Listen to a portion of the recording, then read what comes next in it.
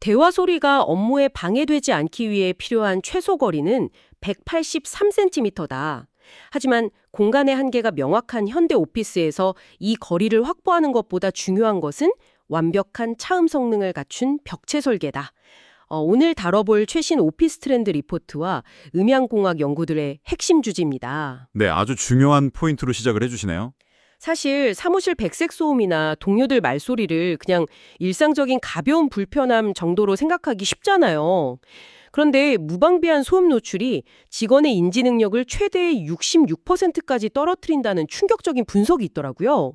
오늘 이 딥다이브를 통해서 소음이 어떻게 업무 몰입을 방해하는지, 또 완벽한 공간 설계를 위한 해법은 무엇인지 한번 깊이 파헤쳐 보겠습니다. 그 인지 능력이 66%나 저하된다는 게 단순히 시끄럽다 이런 감각을 넘어서는 문제거든요.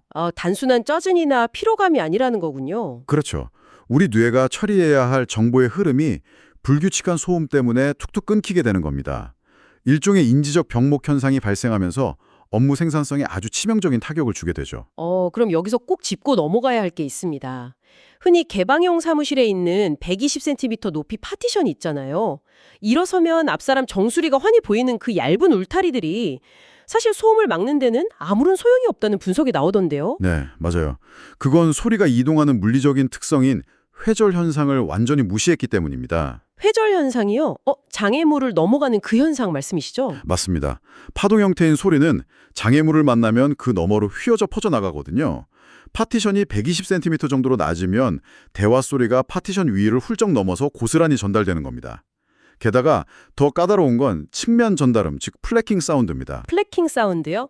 그러니까 그 방음이 잘 되는 아주 두꺼운 방문을 닫아놔도 문지방 및 미세한 틈새로 소리가 새어 들어오는 그런 느낌인 건가요? 오, 아주 정확한 비유네요. 천장 내부의 빈 공간이나 바닥에 아주 미세한 틈새로 소리가 우회해서 침투하는 현상이죠. 와, 진짜 물이 빈틈으로 스며드는 것 같네요. 그럼 이걸 막으려면 도대체 어떻게 해야 하나요? 유의미한 수준의 소음 차단을 원한다면 벽체 높이가 최소 150cm에서 170cm 이상은 되어야 합니다. 그리고 바닥과의 틈새도 2.5cm 이내로 완벽히 밀착되어야만 소리의 우회 경로를 막아낼 수 있죠. 잠깐만요. 소리가 셀 틈을 완벽히 차단하려고 벽을 꽉 높이고 틈새를 다 막아버리면 그건 그냥 사방이 꽉 막힌 밀실이 되는 거 아닌가요? 그렇죠. 아무래도 답답해지기 쉽죠. 요즘은 답답한 공간은 피하고 통유리창처럼 시각적인 개방감을 선호하는 추세인데 방음을 챙기려면 이런 개방감을 완전히 포기해야 하는 건지 궁금하네요. 바로 그 모순을 해결하기 위해 등장한 기술이 이중유리 시스템입니다. 유리 두 겹을 쓰는 방식이요? 네, 두 겹의 유리 사이에 형성된 공기층이 일종의 방음 댐퍼 역할을 해주는 겁니다. 유리를 통과하려는 소리 에너지를 크게 감지시키는 원리죠. 시각은 투명하게 열어두고 대화 소음만 싹 흡수해서 청각은 닫는 거네요?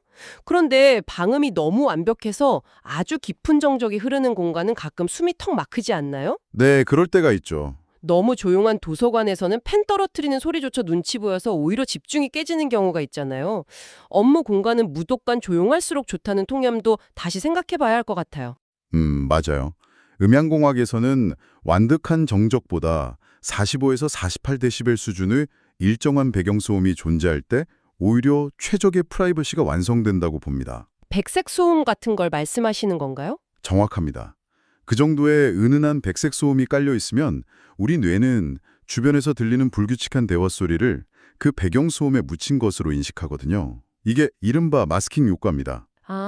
거슬리는 말소리를 덮어버려서 뇌의 인지적 부담을 덜어주는 거군요. 이중유리나 백색 소음 같은 기술이 결국 몰입의 단절을 막아주는 든든한 방패 역할을 하는 거네요. 네, 경영진 입장에서는 이런 방언벽 하나가 단순한 인테리어가 아니라 직원들의 시간과 성과를 지켜내는 아주 중요한 금고 역할을 하게 되는 거죠. 실제로 기업들의 인식도 많이 바뀌고 있다고 들었습니다. 2만 6천여 개의 기업 데이터를 분석한 최신 트렌드를 보니까 꽤 흥미롭더라고요. 확실히 달라지고 있죠. 조직 개편에 맞춰서 유연하게 공간 변경이 가능한 모듈형 벽체가 급부상했습니다. 그리고 개방형 공간 속에서도 철저한 몰입을 돕는 개인화된 업무 공간이 핵심 자산으로 자리 잡았고요. 몰입을 돕는다고 하니까 실내에 식물을 두는 바이오필릭 디자인 트렌드도 떠오르는데요. 이게 단순히 눈이 편안해지는 시각적인 효과만 있는 게 아니라 소음 통제랑도 관련이 있는 건가요? 그럼요. 아주 깊은 관련이 있습니다. 실내에 배치된 식물의 잎과 줄기가 소리를 남반사시키고 흡수해주거든요. 아, 식물이 소리를 먹는 거네요? 네, 맞아요.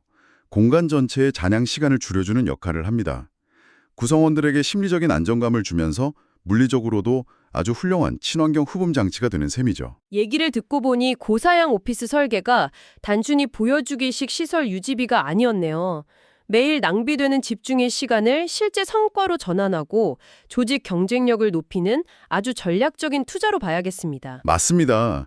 하루 중 가장 많은 시간을 보내는 근무 환경에서 청각적 프라이버시가 무너지면 결국 유능한 직원들이 떠나게 될 수도 있거든요. 맞아요. 스트레스가 엄청날 테니까요. 183cm라는 물리적 거리를 모든 자리마다 확보할 수 없다면 정교한 기술을 통해서라도 그 거리에 준하는 프라이버시를 반드시 만들어내야만 합니다. 네, 오늘 딥다이브를 마무리하면서 이런 도발적인 질문을 하나 던져보고 싶네요.